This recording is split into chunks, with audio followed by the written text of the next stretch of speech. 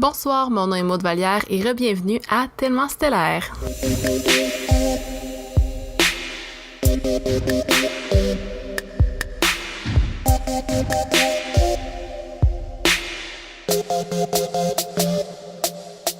Donc, bonsoir tout le monde, merci d'être à l'écoute. Aujourd'hui, c'est le premier épisode officiel de mon podcast. Avant de rentrer dans le sujet et de commencer, j'aimerais prendre un petit moment pour remercier tout le monde qui m'a envoyé des super beaux messages suite à l'introduction de mon podcast et au lancement dimanche dernier. C'était une super belle dose d'amour et d'encouragement, puis ça me donne vraiment le goût de continuer. J'ai vraiment du fun à faire ça, donc merci à ceux qui sont de retour aujourd'hui pour les vraies affaires. Aussi, j'aimerais vous dire que le podcast est maintenant disponible sur iTunes. Donc, tous ceux qui ont des iPhones, vous pouvez aller vous abonner pour recevoir une notification quand le podcast sort. Et il est également disponible sur l'application Balado de Google, donc pour les gens qui sont sur Android. J'ai fait une demande pour qu'il soit disponible sur Spotify, donc ça devrait arriver sous peu. Je vais vous le dire sur ma page Instagram quand ça va être prêt. Puis les gens qui sont sur iPhone ou qui sont sur iTunes, ça serait super apprécié si vous alliez me laisser une petite note, une petite review, parce que ça aide à faire connaître le podcast et à le faire grandir. Alors, c'est ça serait vraiment apprécié. Alors aujourd'hui, tel que mentionné dans l'épisode 0, on va parler d'astrologie. Oui. Donc, aujourd'hui, on va vraiment voir comment lire sa carte du ciel, les bases de l'astrologie. Donc, pour ceux qui s'y connaissent déjà, ça va être comme un petit refresh. Puis, pour ceux qui s'y connaissent pas, ça va vous permettre de mieux embarquer avec moi dans les prochains épisodes parce que avant d'y aller un petit peu plus en profondeur, c'est important de savoir les bases. Donc, avant de commencer, petit disclaimer pour les sceptiques qui se disent « Ah, l'astrologie, c'est pas vrai qu'il y a juste 12 types de personnalités. Tu sais, moi, mettons, je suis Sagittaire, ma collègue est Sagittaire, on n'est pas pareil pantoute, on est tellement différentes, ça marche pas, l'astrologie, c'est de la merde. » Moi, de répondre à ça, l'astrologie, c'est pas simplement ton signe du zodiaque, c'est pas simplement le signe que tu connais depuis toujours. Parce que, en fait, ce signe-là, c'est ton placement du soleil. Et comme je l'expliquais, il y a plein d'autres placements. Donc, tous les astres sont placés dans ta carte du ciel dans différents signes, comme la Lune, Mercure, Vénus, Mars, name it, toutes les planètes de notre système solaire sont placées sur ta carte du ciel. Alors, avant d'y aller un petit peu plus en détail, je vais vous expliquer comment aller chercher votre carte du ciel. Alors, moi, j'ai 2 sites à recommander. Le premier est Café Astrologie. Ce qui est fun avec ce site-là, c'est que tu as ta carte du ciel, oui, mais en bas, tu as comme une petite description de chaque planète dans chaque signe, qu'est-ce que ça veut dire sur ta personnalité.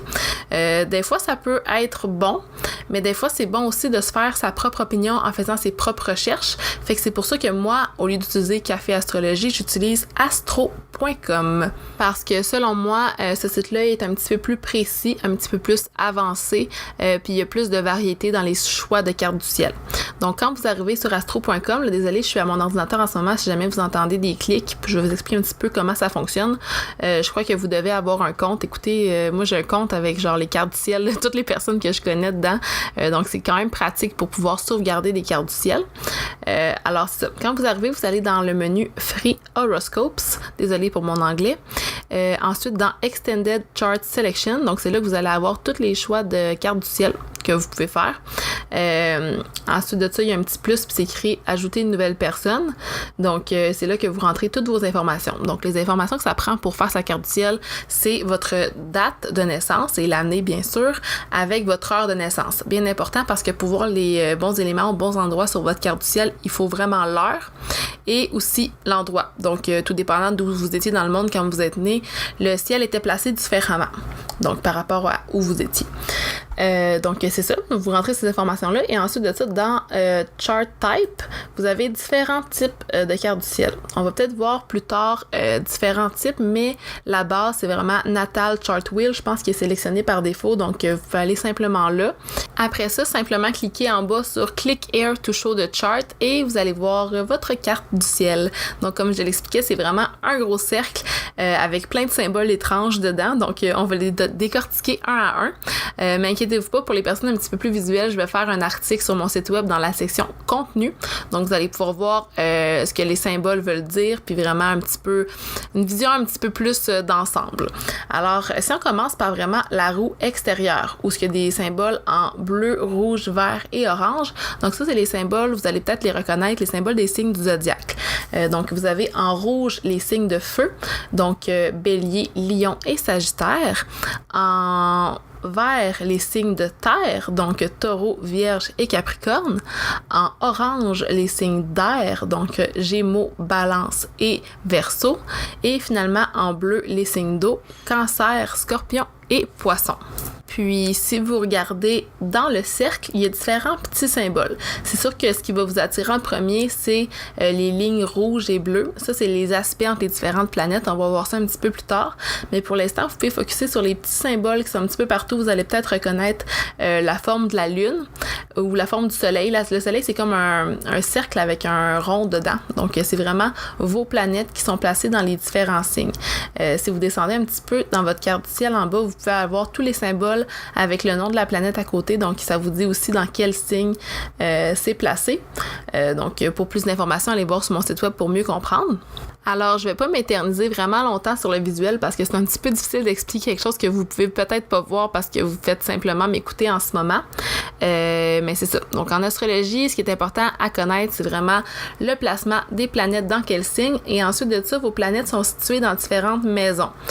Donc, désolée pour la référence visuelle encore, mais au centre, vous avez des chiffres dans le sens contraire des aiguilles d'une montre, donc de 1 à 12, et ça, c'est les maisons d'astrologie. Ça représente différents domaines de votre vie. Donc, si on y va avec un exemple assez simple, si par exemple, on dit que vous avez votre lune en bélier dans la maison 4. Donc, la lune, c'est les émotions, c'est votre subconscient, c'est votre moi intérieur.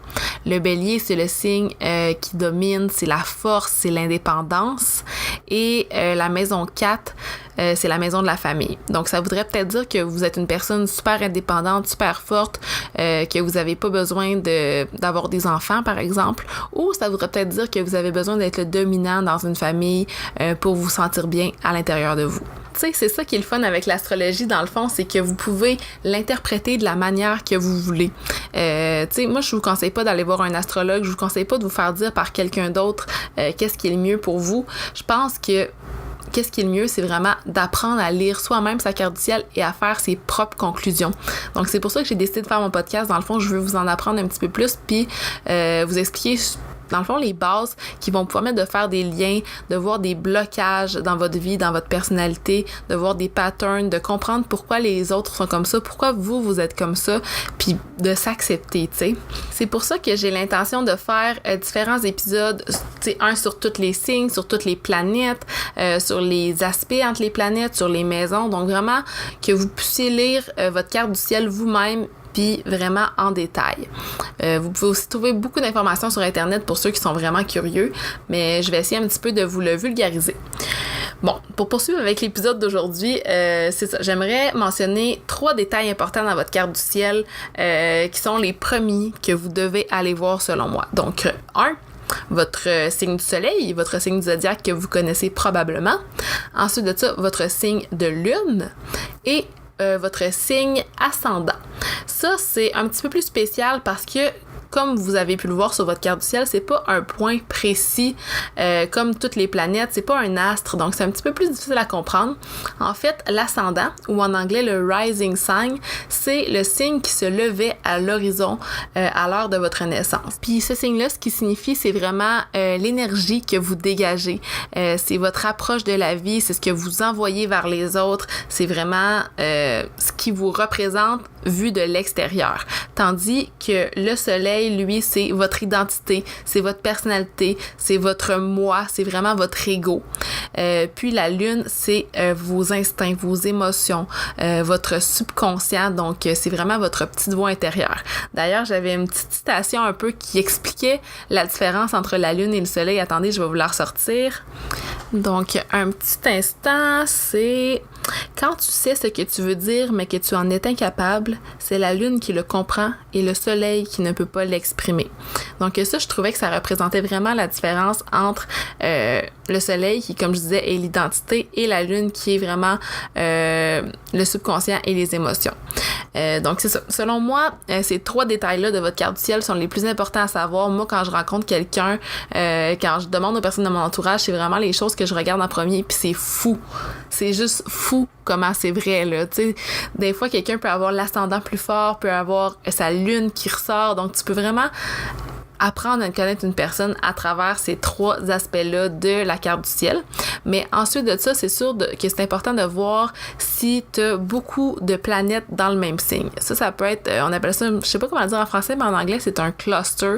Donc vraiment un ramassis de planètes dans le même signe où, tu sais, juste le fait d'avoir un petit peu plus de terre, un petit peu plus d'eau, un petit peu plus d'air ou de feu dans ta carte du ciel, ça peut en dire beaucoup, tu sais. Moi, même si, par exemple, j'étais Cancer, qui est un signe d'eau, mais que dans ma carte du ciel, j'ai plein de planètes en Balance, qui est un signe d'air, ben, je suis dominante quand même Balance, donc je vais avoir beaucoup d'influence de la Balance dans ma personnalité.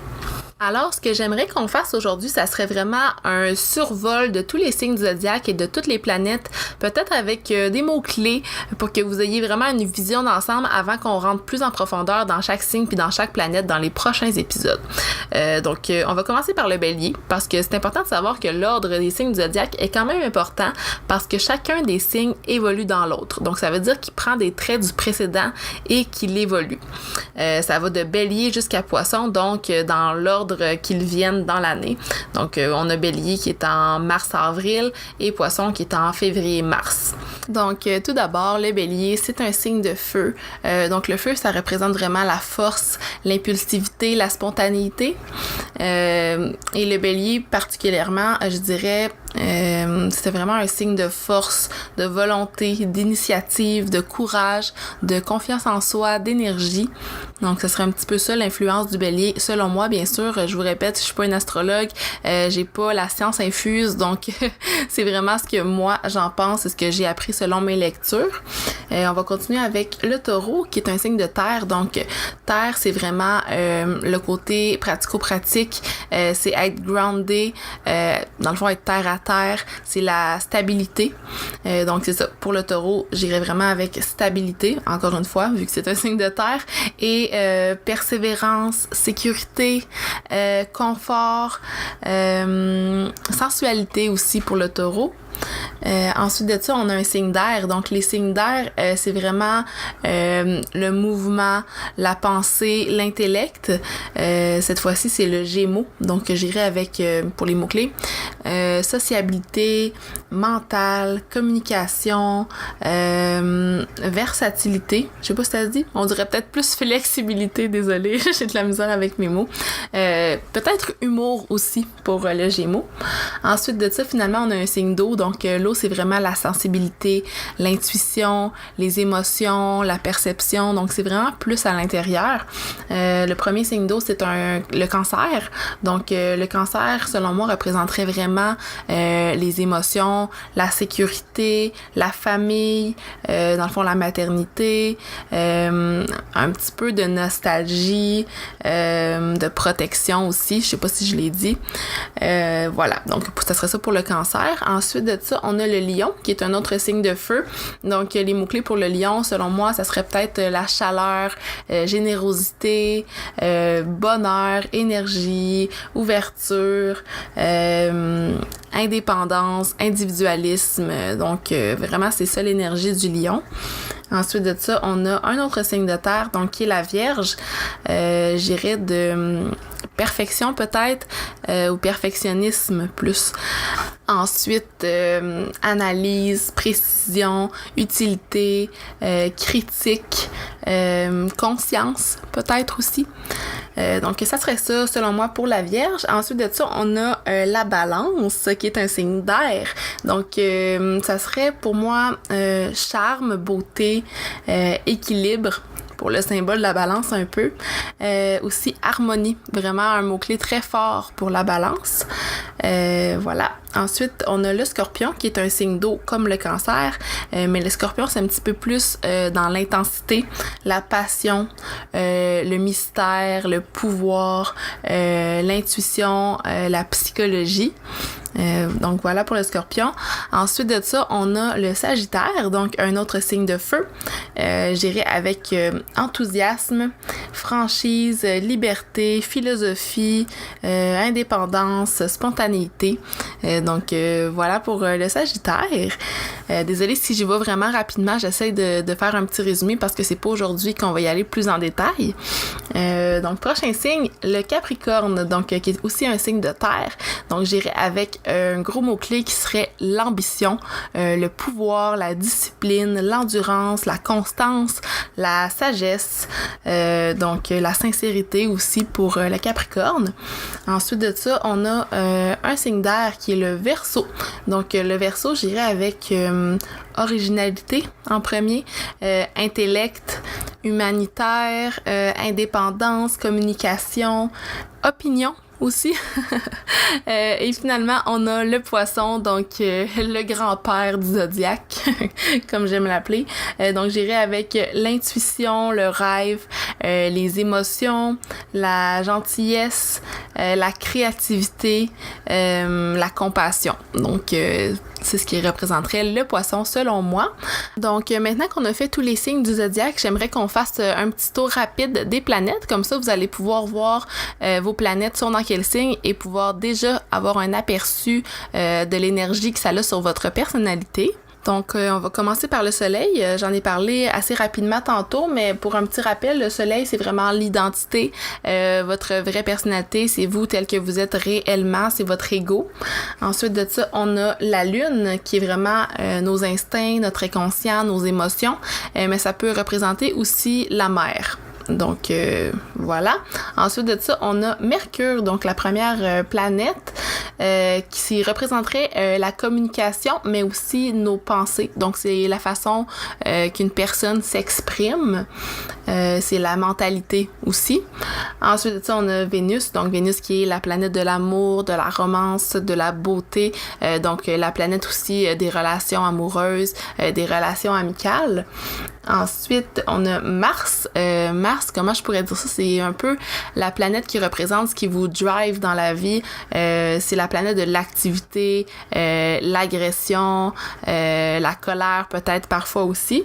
Ensuite de ça, on a Jupiter qui est une super belle planète d'abondance, d'optimisme, de chance, de philosophie, la planète aussi de l'éducation.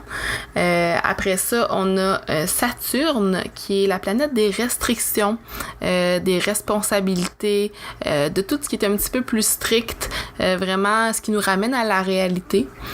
Ensuite, on a Uranus qui est une planète, la planète des changements, des surprises. C'est une planète assez erratique, une planète de rébellion et de liberté aussi. Ensuite, on a Neptune, donc Neptune qui est une planète, je dirais, de rêve, d'évasion, de spiritualité, aussi la planète des illusions, donc parfois la planète du doute. Ensuite, finalement, on a Pluton, qui est vraiment la planète de la transformation, de la destruction, de la régénération, de l'obsession. Vraiment, c'est une planète assez dark et intense. Et finalement, on a votre ascendant, qui est assez complètement à gauche sur votre carte du ciel. Et ça, comme j'expliquais un petit peu plus tôt, l'ascendant, c'est vraiment ce que vous dégagez. C'est vous, selon la vision des autres, c'est votre approche de la vie. Et on a aussi le MC qu'on appelle Mid-Heaven. Donc ça, c'est en haut complètement de votre carte du ciel et ça représente votre carrière, vos aspirations, votre but dans la vie. Et finalement, je vais y aller avec quelques petits éléments supplémentaires qui sont souvent sur votre carte du ciel. Donc on a l'astéroïde Chiron. Donc ça représente des difficultés nécessitant des efforts pour être guéri. Donc guéri de blocage ou de pattern Chiron dans votre vie. Donc, c'est sûr qu'il y a plein d'autres astéroïdes, mais je pense que je vais faire un épisode complet là-dessus. Je voulais quand même vous parler de Chiron parce que c'est un point qui vient automatiquement quand vous générez une carte du ciel sur astro.com. Donc, au cas où vous vous demandiez c'était quoi, vous avez une petite définition rapide. Et finalement, j'aimerais aussi parler des nœuds lunaires. Donc ça, c'est pas des astres, mais c'est des points fictifs dans le ciel qui sont calculés de façon mathématique, puis qui représentent l'endroit où la Lune, dans le fond, l'orbite de la Lune traverse la trajectoire du Soleil. Donc c'est ça, c'est vraiment des points fictifs. Il y en a deux qui sont toujours opposés, donc un face à l'autre dans des signes qui sont opposés. Et il y a le nœud ascendant et le nœud descendant. Ça, on dit que les nœuds correspondent à des expériences tirées de vie antérieure, donc ce qu'on appelle l'astrologie karmique. Je ferai peut-être aussi un épisode à ce sujet-là. Donc, le nœud ascendant, ou en anglais North Node, représenterait des qualités qui sont manquantes ou des qualités qui sont à développer pour trouver une balance dans votre vie suite à des expériences de vie antérieures. Et le nœud descendant, ou en anglais South Node, représenterait des qualités qui, au contraire, sont trop développées, donc des qualités que vous avez trop en vous suite à vos expériences de vie antérieures. Donc, ça serait vraiment de trouver la balance entre ces deux qualités-là. Mais ça, je vais en parler probablement plus en détail dans mon épisode sur l'astrologie karmique. Bon, donc je pense que je vous ai assez bourré la tête aujourd'hui avec les bases de l'astrologie. Pour en savoir plus, vous pouvez aller sur mon site web tellementstellaire.com dans la section contenu. J'ai fait un article plus détaillé et j'ai aussi inclus les liens des sites web qui vous permettent de générer votre carte du ciel et j'ai ajouté des petits graphiques pour les gens plus visuels qui montrent un peu c'est quoi la carte du ciel, qu'est-ce que les symboles signifient. Et finalement, aujourd'hui, j'aimerais qu'on termine l'épisode avec une petite review de ce qui se passe dans le ciel en ce moment. C'est pas le même type d'astrologie que l'analyse d'une carte du ciel, mais c'est vraiment l'analyse des transits planétaires, donc le mouvement des planètes à l'heure où on se parle et comment ça peut nous affecter dans notre quotidien. Donc, on va faire un petit tour rapide et je pense qu'à bien y penser, je vais ajouter ce segment-là dans tous mes épisodes au début. Donc, ça va nous permettre de nous mettre dans le mood. Alors, pour aujourd'hui, on est samedi le 15 septembre 2018, bien sûr. Donc, le soleil en ce moment est en Vierge jusqu'au 22 septembre et la Vierge, c'est vraiment le signe de la précision, du détail. Donc, c'est le temps d'analyser notre vie, de voir s'il y a des détails qui nous plaisent pas, de faire un petit peu d'introspection pour s'améliorer et devenir une meilleure personne parce que c'est ça que la Vierge veut aussi. Elle veut vraiment travailler sur soi-même pour devenir une meilleure personne et c'est aussi le temps de s'organiser, donc de cocher des éléments de notre checklist peut-être. Alors ça serait ça pour le placement du soleil en ce moment.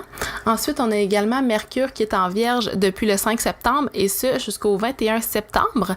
Donc Mercure est à la maison. Pourquoi je dis ça? C'est parce que chaque signe a une planète qui le gouverne et la Vierge est gouvernée par Mercure. Donc quand ce genre de choses-là arrive, on dit que Mercure est à la maison, donc l'influence est encore plus forte. À noter également que Mercure gouverne aussi le Gémeaux. Donc, Mercure en Vierge, ça serait de la précision dans notre communication et dans nos pensées, mais également, il faut faire attention à ne pas trop être dans les faits. La Vierge est souvent plus dans les faits que dans les émotions, donc il ne faut pas oublier cette petite partie-là de nous. Ensuite de ça, on a Vénus qui était en Balance la semaine dernière et le 9 octobre dernier fait un transit en Scorpion. Donc, Vénus, c'est la planète de l'amour, de la romance, des relations amoureuses et Scorpion, comme je disais, c'est le signe de l'intensité. Donc, autant ça peut être un roller coaster dans vos relations amoureuses, autant ça peut être un moment de connexion avec votre partenaire. Donc, c'est vraiment une énergie de tout ou rien. Ça va donc être des up and down dans vos relations amoureuses jusqu'à la fin du transit de Vénus qui se termine le 31 octobre prochain. Et ensuite, on a Mars qui est entré en Verseau le 10 septembre dernier et qui va y rester jusqu'au 15 novembre prochain. Donc, comme j'expliquais un petit peu plus tôt, Mars, c'est vraiment la planète de ce qui nous drive, de notre énergie. On se souvient que cet été, Mars était en rétrograde en Capricorne. C'est pour ça que peut-être vous avez vécu un petit down d'énergie durant l'été. Mais maintenant, on est de retour en Verseau. Donc, Verseau, c'est vraiment un signe qui focus sur la société, donc la vie de groupe. Alors, c'est le moment de régler les problèmes en équipe Et c'est également le moment de voir les problèmes de façon détachée, parce que le Verseau, c'est vraiment un signe qui est un peu détaché de tout, qui s'en fout de tout, dans le fond, puis qui est vraiment très intellectuel. Donc, on va vraiment résoudre les choses grâce à nos pensées, grâce à notre intellect, et ça risque d'être beaucoup de up and down, parce que, comme je le disais un petit peu plus tôt, le Verseau, c'est un signe très erratique. Alors voilà pour ce qui se passe dans le ciel en ce moment. N'oubliez pas qu'on a une pleine lune en Bélier le 24 ou le 25 septembre prochain, tout dépendant de l'endroit où vous vous trouvez dans le monde. Mais ça, on va en parler un petit peu plus en détail dans le prochain épisode, celui de la semaine prochaine, qui va être à propos des signes de feu, donc le Bélier, le Lion et le Sagittaire. Donc ça va être ça pour aujourd'hui. Je pense que j'ai assez parlé, un petit 25 minutes de blabla sur les bases de l'astrologie. Je pense que c'est assez. Si jamais vous avez des questions, vous pouvez me contacter via mon Instagram Tellement Stellaire ou via mon site web tellementstellaire.com dans la section contact, et également sur mon courriel tellementstellaire@gmail.com. N'hésitez pas à me laisser vos commentaires, vos recommandations, vos critiques, ça me ferait vraiment plaisir. Et un petit rappel pour les gens qui ont iTunes, s'il vous plaît, allez me laisser une review, ça serait super apprécié. Et abonnez-vous également pour ceux qui sont sur Android dans l'application Balado, donc l'application Balado de Google. Merci d'avoir été avec moi aujourd'hui et on se revoit dans le prochain épisode. Au revoir!